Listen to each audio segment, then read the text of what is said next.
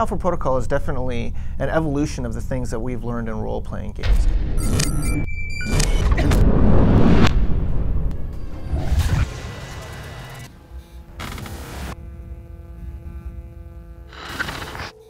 An RPG is a role-playing game, and as you go through the game, you basically discover either more about yourself or more about the story that's actually occurring. Moving into the late 90s, there was a resurgence in role-playing games that we were lucky enough to be part of, with games like Fallout and Baldur's Gate and Planescape Torment, where the genre really advanced. It became much more story-based. We have quite a pedigree in working on games like Star Wars Knights of the Old Republic 2, Neverwinter Nights 2. And then we were able to branch out to doing sort of more experimental RPGs, which we're doing with Alpha Protocol, which is our first real-world RPG, which I'm incredibly excited about. We really wanted to make an action-y game, something that really made the player have to think both tactically and be a little twitchy at the same time. When it comes to Alpha Protocol being the forefront of modern RPGs, I definitely think we have some things going for us. You have player character growth, RPG systems and stats, combat. We have a lot more action elements in a kind of a real-time setting. A story that branches with dialogues. Our combat mechanics are excellent. Tons of items and equipment.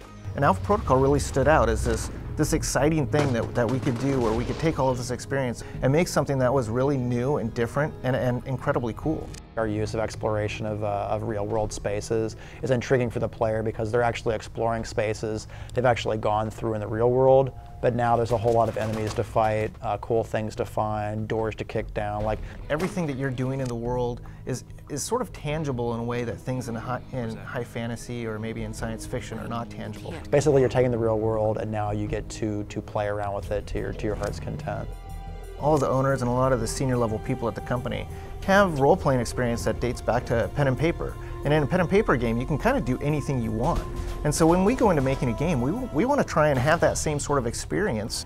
Choice and consequence in a role-playing game, we feel very strongly about as sort of core to the role-playing experience. I think you have to have lots of items and equipment and things like that the player is going to be able to use to grow their character over the game.